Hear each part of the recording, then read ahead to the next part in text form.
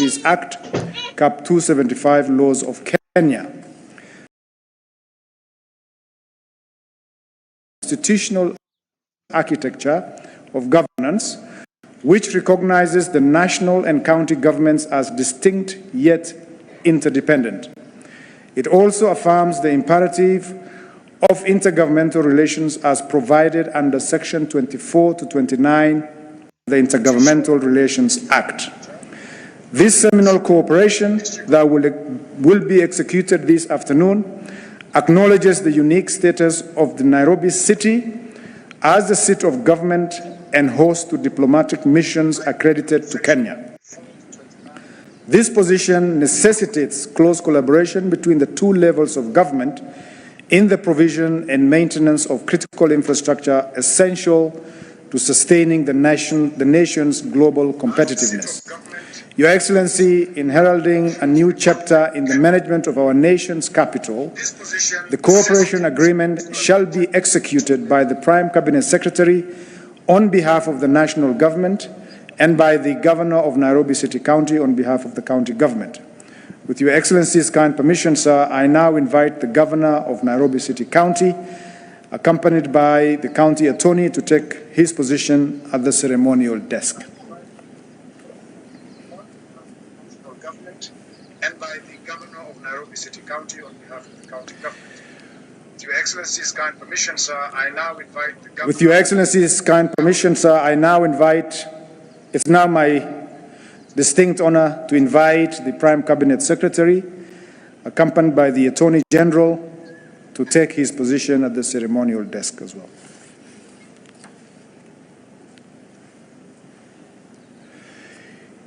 You may now go ahead and append your signatures and exchange the signed copies of the cooperation agreement.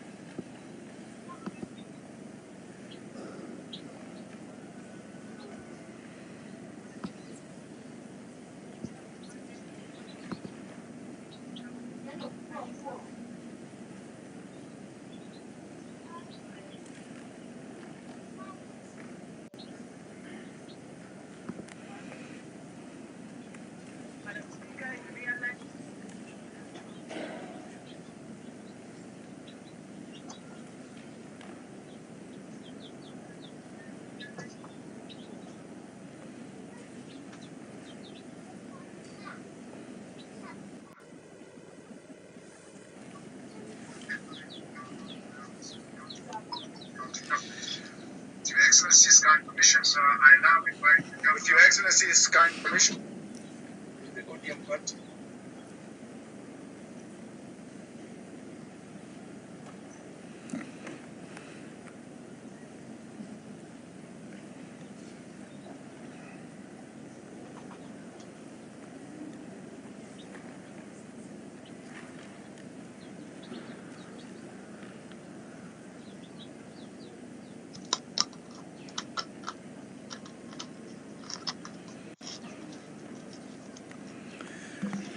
You may now exchange the signed copies of the cooperation agreement.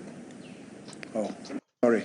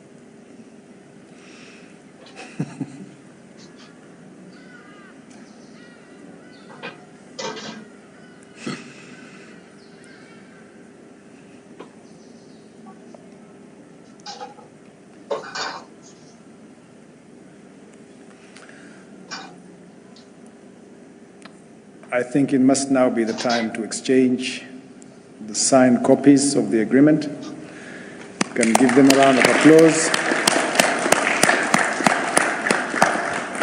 Thank you very much. I think you may take your seats. Thank you very much. Your Excellency, sir, as we draw this program to its conclusion, permit me, sir, now to invite the Governor of Nairobi City County to make brief remarks before I call upon the PCS to make his remarks.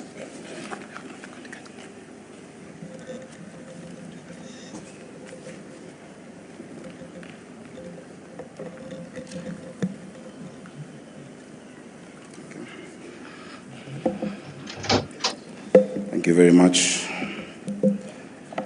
Your Excellency, the President of the Republic of Kenya and the Commander-in-Chief of the Kenya Defence Forces, Your Excellency, the Prime Cabinet Secretary, Cabinet Secretaries, CECs, the Deputy Governor, the Speaker, and the members of County Assembly who are here today. Good afternoon.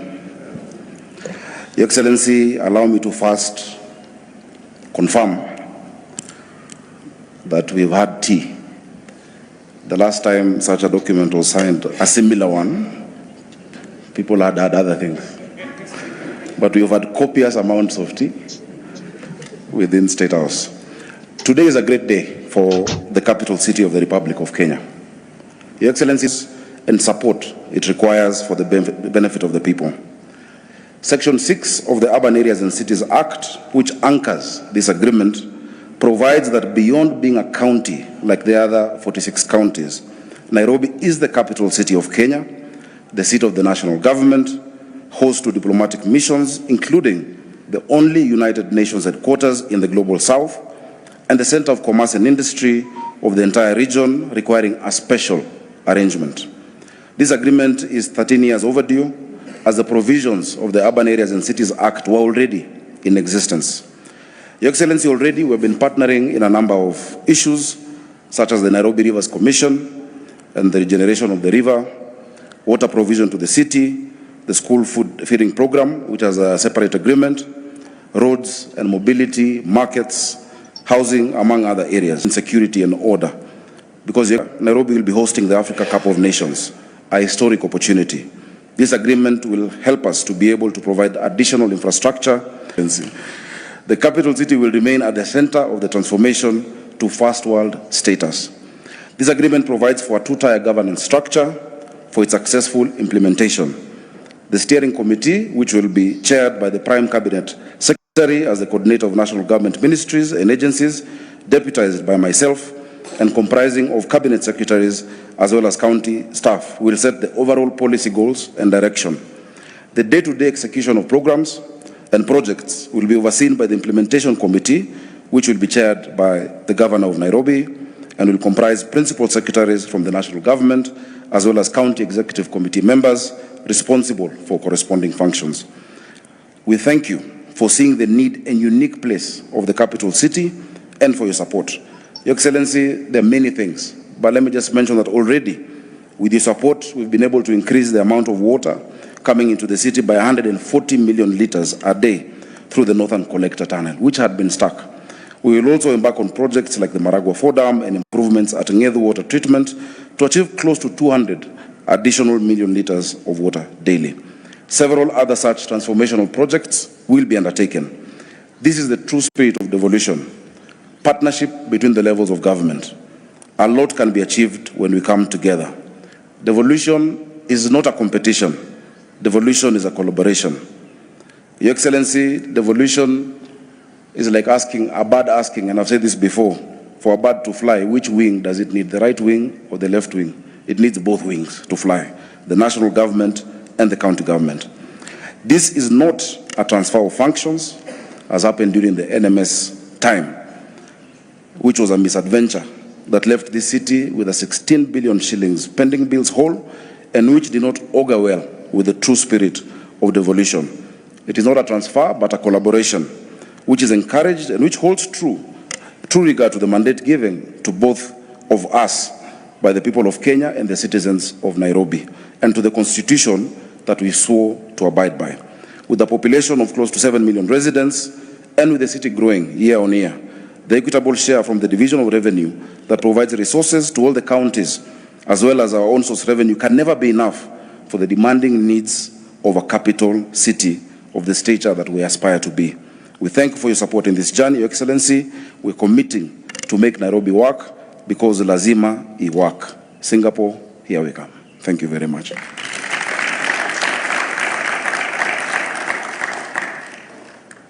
Thank you, Governor. May I now invite the Prime Cabinet Secretary to make brief remarks, and then invite His Excellency the President.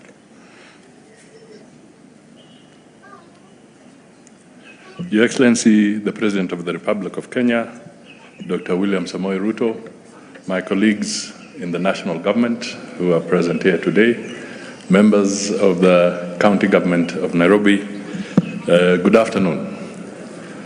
I will say this, Your Excellency. It takes a lot of courage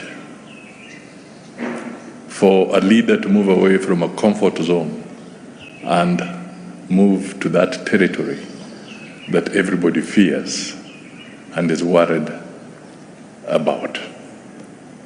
The whole idea of you leading and saying that we have to do much more for Nairobi, for this country, for the capital city.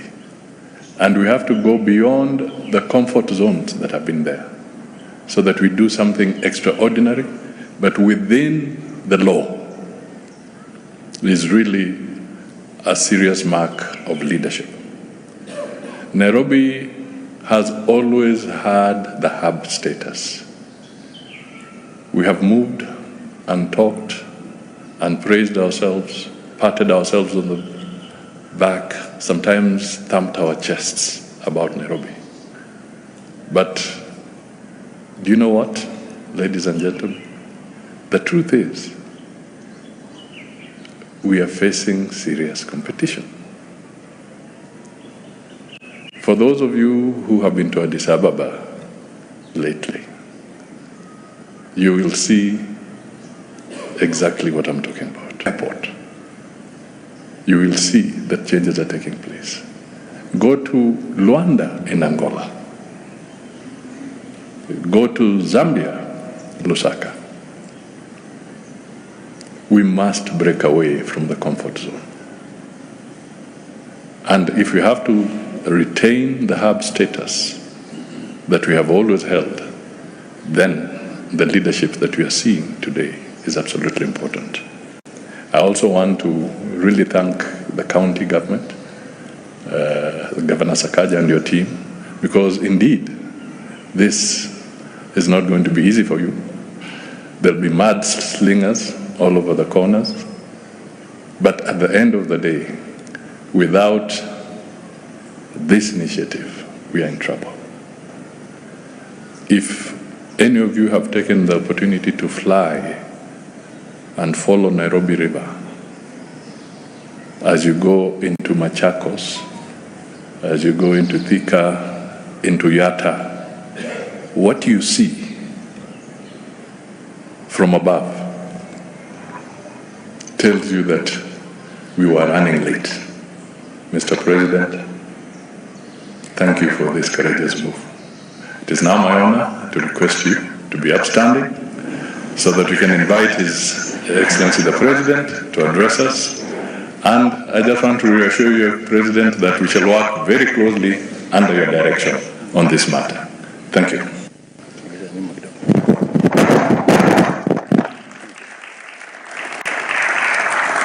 Thank you very much, PCS. Please, let's take our seats. Good afternoon, everybody. Karibuni.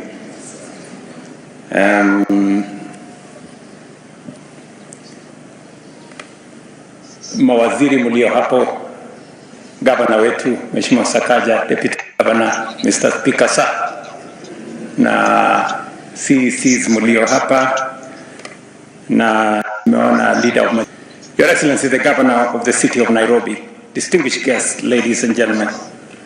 Our Constitution establishes two levels of government distinct in mandate, yet interdependent in purpose. It recognizes that as our capital city grows, responsibilities expand, and national priorities evolve, the institution of government must work in structured partnerships within the law, in coordination, and in the national interest to guarantee effective governance and reliable service delivery. It is in this constitutional spirit of cooperative governance that we are gathered here today to strengthen collaboration between the national government and the Nairobi City County government, and to deliberately raise the performance, efficiency, and global standing of our city. Nairobi is not merely another devolved unit. Nairobi is our capital, the seat of the Republic, and the nerve center of national administration. It hosts diplomatic missions from across the world. It is home to two United Nations agencies. Nairobi is the only UN headquarters presence in the global south, and it stands as a commercial, financial, and innovation hub of our region. For many visitors and investors, Nairobi is not just the face of Kenya. Nairobi is Kenya. That standing carries a serious obligation. A capital city must work, as Governor will tell us. It must function. It must meet the highest standards of order, infrastructure, efficiency, and service delivery not only for its 5 million residents, but also for the millions who depend on it every day. Yet, the fiscal and operational framework of county financing was not designed for a capital city of this scale and responsibility. Nairobi carries national, regional, and global obligations, but is funded largely through the same formula as other counties. Today's cooperation agreement is designed to close the gap. It is actually designed to close that gap fully and within the confines of the law and the Constitution. Let me be clear on the legal foundation. Article 189(2) of our Constitution requires the two levels of government to cooperate, assist, and consult each other. The Intergovernmental Relations Act provides mechanisms for formal coordination agreements. The Urban Areas and Cities Act recognizes the special status of the capital city of Nairobi and provides the framework for joint cooperation. So, this agreement is anchored in the Constitution, in the Intergovernmental Relations Act, and in the Urban Areas and Cities Act. We are not operating in a vacuum. Indeed, since the enactment of the Urban Areas and Cities Act in 2012, this cooperation agreement is 14 years late. It should have been in place with the advent of devolution. What we are augmenting today is not a transfer of functions. Let me repeat. There is no transfer of functions happening. For the avoidance of doubt, I have no interest in running the city of Nairobi. My hands are full. The governor and his team must run the city of Nairobi. But I have an obligation as the President of Kenya to assist the city of Nairobi for all the reasons that I have stated. The Nairobi City County Government retains its legal mandate. What is being enhanced is structured national government support where capital city performance affects the entire republic. This cooperation agreement focuses on 4 key work streams: water and sewerage, roads, bridges and drainage, housing and related infrastructure development, including lighting, as well as solid waste management and Nairobi rivers regeneration.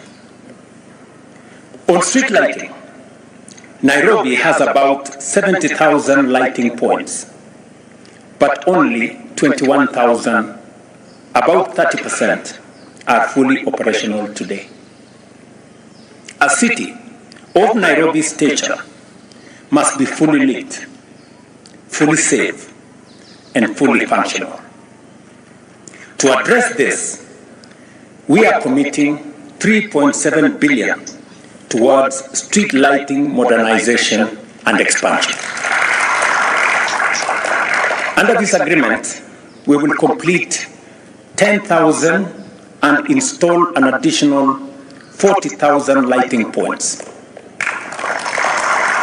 Because high electricity costs contribute to outages, we will transition progressively to solar solutions. I have given very clear instructions to the people concerned. We will also commercialize lighting poles so that advertising revenue supports maintenance. Going forward, construction of new roads will now include lighting by design. There will be no road constructed now in the city going forward. Part of the contract will be lighting, so that the road is not complete until it is lit. Ladies and gentlemen, across the city's 9 major informal settlements, families sometimes pay more for illegal electricity than residents in formal estates pay legally. In some cases, people in informal settlements pay up to 150% more. This is an injustice we must correct. I'm sure MCAs here know. The member of County Assembly from Mathare Hospital has been on my case. Mukuru Kayaba, Mukuru Kwarube, Gitari Marigu, Korogosho, Kibra, Deep Sea Slum. All those areas have been, electricity has been switched off. These are residents of the city living in darkness. The national government, working with the Kenya Power, we will invest 1.5 billion in transformers and proper last mile connections, alongside a prepaid bulk framework to lower power costs for low-income households and to make sure that their connections are legalized. In the long term, we will transform informal settlements through affordable housing and a 3.3 billion upgrade program covering transformers, prepaid metering, and settlement lighting around footpaths, markets, schools, and health facilities. On water and sanitation, Nairobi faces both a supply shortage and significant systems losses. We will invest 2.1 billion at Ngedu treatment plant to stop daily losses of approximately 50,000 cubic liters. Another 3.3 billion will go into the Kigiri-Shauri-Moyo evacuation corridor to stabilize and extend supply to high demand zones. As Governor said earlier, added on to the 140 million cubic liters, we will now enhance it by another 50,000 in a short while, even as we focus our attention in mobilizing funding for Marakua 4 and Northern Collector 2 to secure long-term water stability for Nairobi and neighboring counties. Just to mention, the Minister for Water knows very well that among the 50 mega dams that are in our strategic plan that will be funded under the National Infrastructure Fund is Maragua 4 that will supply water to the city of Nairobi.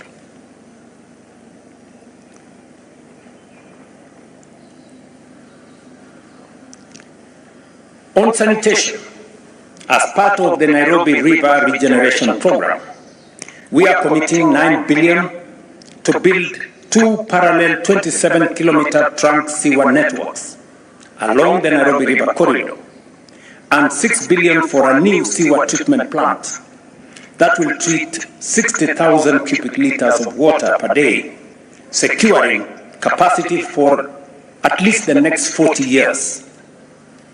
An additional Kenya shillings 3 billion will support last mile sewer connectivity, while 15 billion shillings is set aside for long-term sewer expansion across the city of Nairobi. On roads, bridges, and drainage, we are spending a total of 8.7 billion shillings. Kenya shillings 2 billion has been allocated to complete phase 1 of Kura roads within the next 2 months. We are also mobilizing additional funding of 1.7 billion for a 57-kilometer road package starting in April this year under phase 2. Phase 3, valued at Kenya shillings 5 billion, will also be procured this financial year. And this has had the input of the members of the County Assembly of the City of Nairobi. In every ward, we will enhance road networks under the 5 billion shilling mobility and safety program, completed by 3.7 billion from the county government. Complemented, sorry. I know the Nairobi City County has a program which will cost about 3.7 billion shillings. We have agreed on what they will do, but we will also provide a further 1 billion to be dedicated to drainage improvement. We all know when it rains what happens to this city of Nairobi. And my instructions to both the Ministry of Infrastructure and Roads and Housing is that we do not want a flooded city this year. You have to move with speed so that we do what we have to do. If there will be any flooding, it should be minimal. But by next year, we should have corrected the problem that we have. In solid waste management, the county has already allocated 100 acres for material recovery facilities and transfer stations, committing 4 billion shillings, we agreed SAKAJA, while the national government will provide 2 billion shillings every year within the existing framework to advance circular waste systems. Ladies and gentlemen, security is non-negotiable, especially for a modern capital city like Nairobi. I therefore direct the Cabinet Secretary for Interior to prepare and present within 60 days a framework for a dedicated Nairobi Metropolitan Police Unit.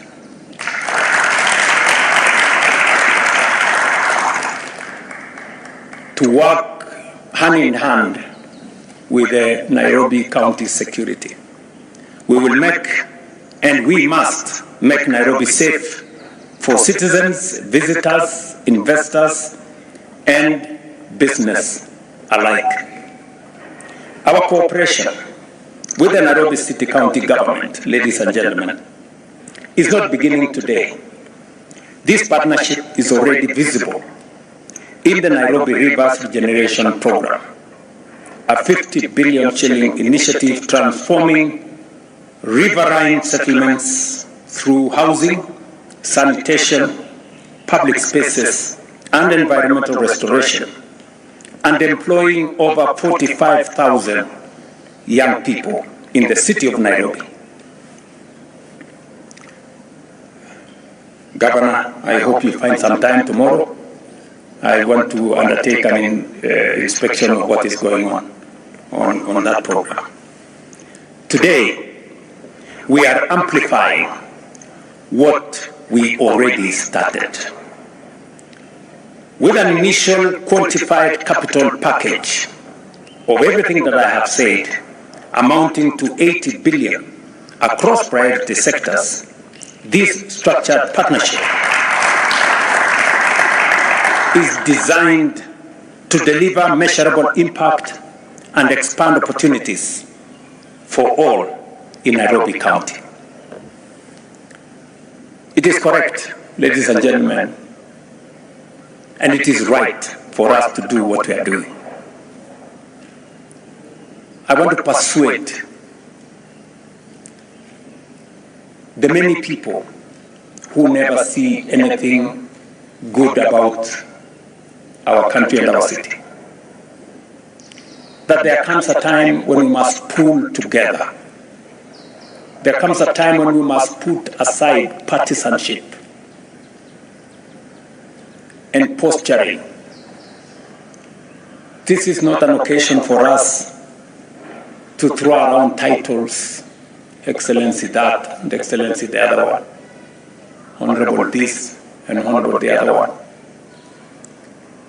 It is a time when we should hold hands together so that we can take charge of our city. Many people who visit Kenya get their experience out of Nairobi. There are many people, many visitors who come to Kenya, and the only place they come to is Nairobi. When you hear many people across the world saying, I have gone to Kenya, they possibly could have come only to Nairobi.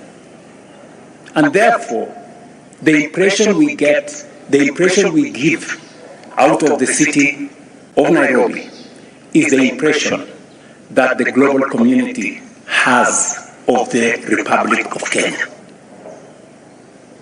And therefore, it is important for us to work together.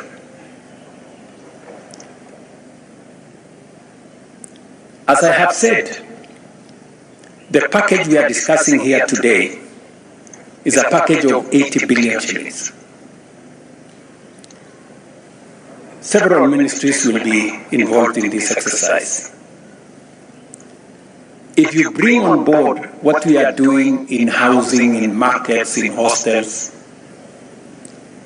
Nairobi City alone, we are spending from the ministry run by Alice Wahome, 249 billion shillings in the city of Nairobi alone. We have signed contracts of 110,000 housing units in the Nairobi City County. When we were campaigning, SAKAJA and myself, we promised to build 20 markets, modern markets in the city of Nairobi. The national government is going to build 12, the county government is going to build 8. I was in Gikomba, and we are now designing a modern market, modern national market, because as I went around in the Nyota program, many of the traders in different parts of Kenya say they buy their wares from Gikomba. So Gikomba does not serve the city of Nairobi. People as far as Busia, Embu, going as far as Mandera, they buy their wares, the ones they sell, in those markets, in those shopping centers from the city of Nairobi. And that is why I have given my undertaking that we are going to build a 5 billion shilling modern market in Gikomba that is going to present the correct face, not what we have today.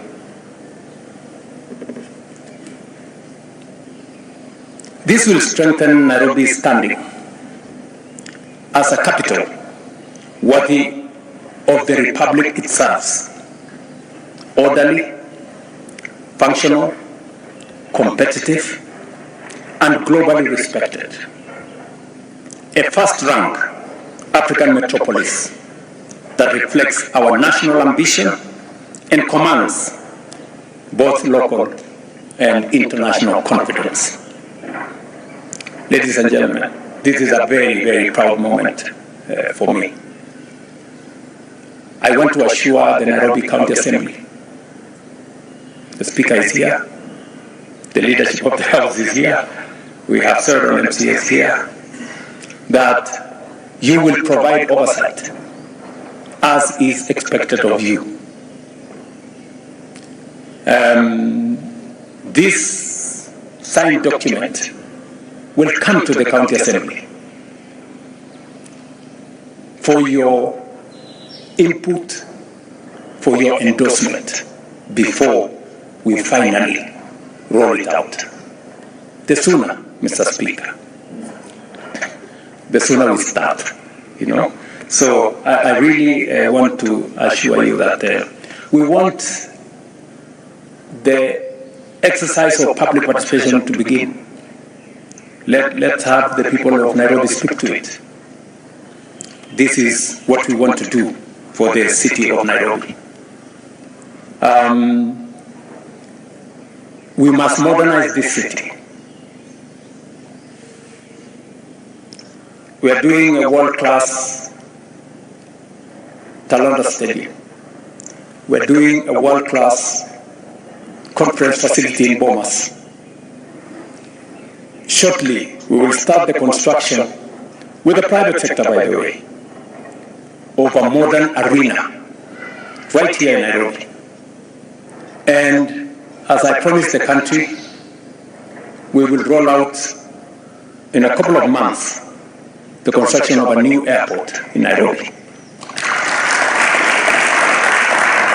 Ladies and gentlemen, we must raise our ambition. We cannot continue to make peace with mediocrity. It is not right. It is unacceptable. And I want to say this for the avoidance of any doubt, that any person who has better ideas should come forward. You know, noise, name calling, you know, and all the other, you know, drama and activism will not change our country. And we must be very clear about it. Some of the things that we are doing today should have been done way back. But because those of us who are leaders want to choose the easy, popular path, we never get to do the things that matter to our nation. Let me say this. We must believe in ourselves. We must believe in our country. We must be patriotic to this nation. You know, the negativity about Kenya. If you are negative about Kenya, what contribution are you making? How are you helping? If you hate your country, how is that a solution? You know? If you have better ideas, tell us. You know? So this is really what I want us to focus on. And we have set out for ourselves to do what we think and what we believe will change our country. I am an ardent, consumed believer that this is a great nation and we can only make it greater. You know, we must believe in this country of ours, good people. I see many people, they talk about Kenya as if they have a spare country to you know. Why? If you are negative about your country, don't look for the next person to blame or anybody to blame. Go to the mirror. That is the person to blame. So, tafadhali nawaomba waheshimiwa MCAs, sisi tuko kusaidia kwa sababu katiba na sheria inatupa nafasi ya kushirikiana kati ya serikali ya kaunti na serikali ya kitaifa. Sheria ya miji specifically inatupatia nafasi ya national government na Nairobi City County, mahali capital city ya Kenya iko, kufanya kazi kwa mpango. Na ndio sababu hiyo leo tuko hapa. Sio kwa sababu ya uchaguzi inayokuja, sio kwa sababu tuko na AFCON. Hapana, tunafanya hivi because it is the right thing to do. This is what we must do. We are doing it for ourselves. Yes, we are doing it for our country, for the residents of the city of Nairobi and for the people of Kenya. Tunafanya hivyo kwa sababu hiyo. So hakuna sababu nyingine ambayo mtu atatafuta kusema pengine huyu anatafuta hii ama anatafuta ile. Mimi nilifanya campaign pamoja na huyu mungwana. Tulikubaliana na watu wa Nairobi, hii Nairobi haiwezi kuwa mji wa takataka.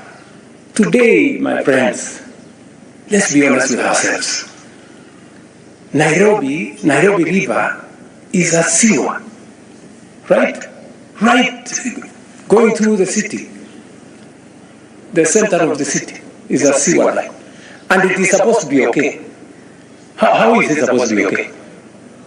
All these years, tuko tu hapo, tumeng'eri hapo, tuna, we are, and here, we are the environmental capital of the world. How can we have filth and sewage in the Nairobi River? That is why we have committed resources. Shortly, we will begin the procurement of Ngong River. I hope, Hinga, you are working on that with Alice, so that we can completely change the city of Nairobi and present the correct picture of the people of Kenya. So nawaomba ushirikiano wenu. Mawaziri wako hapa. Huu sio wakati wa kusema nani ni mkubwa kuliko nani. Biblia inatufundisha kwamba yule anajifanya ndio mkubwa aoshe miguu ya wale wengine. So let's not, I don't know who is going to chair, I don't know who is going to be bigger than who is going to be what. Let's get work done. Let us get our hands. Tufanye kazi. Sindio jamani? Mimi nawaomba, tafadhali wangwana, tushirikiane, tufanye kazi pamoja, tutabadilisha hii city. We have laid a good foundation. Tumeweka msingi mzuri sana. We have stabilized our economy, we have consolidated our economy, we have Nairobi City is among the leading kwa mambo ya registration ya SHA. We have built additional classrooms in this city. I was just getting a brief. We built ourselves 240 classrooms that are, most of them are ready. The members of parliament in the city of Nairobi build another almost 300 or 400 classrooms, which are also ready. Because we want to change the city of Nairobi. So tushirikiane, tufanye kazi pamoja. And you can count on me 100%. And vile nimesema, gavana, tukipata nafasi kesho twende kuna maneno pale nataka twende tuangalie, kwa sababu hii kazi inahitaji sometimes oversight. We see what's going on. Saa zingine unaambiwa ukiketi kwa ofisi, hii imefanyika, ukikuta pale hiyo opposite. So saa zingine ni nzuri kupeleka maji huko na kuangalia. So otherwise, asanteni sana. I think we all have our marching orders. Yeah. CS Mugai, Eric, you know what to do. Sindio? Yeah. To maji. Na hii Korogocho, my friend Alex na Pio. I hope you have finished you have finished the procurement. Yeah, the contractors. Kwa sababu tuko na sehemu katika mji wa Nairobi watu wanaishi kwa giza. it's not correct. Hata kama kuna illegal connection au watu wa illegal connection, tuende tuwafukuze na tuweke legal connection, because our illegal connectors, they are charging the residents more than what the rest of Nairobians are paying. So it is a lose-lose. The government is losing and the consumers are losing. So nobody is winning. So I also want to ask people living in those areas, we are on the same side. Mujue, we are on the same side. Hawa watu ambao wanafanya illegal connection, they are exploiting you and they are stealing from us. So tusaidiane, we corner them, tuwafukuze, ndio tufanye ile inahitajika, tufanye pamoja. Tumekubaliana jamani? So Mr. Speaker, over to you na county assembly yako, alafu tutembee na watu wa Nairobi na watu wa taifa letu la Kenya. God bless you.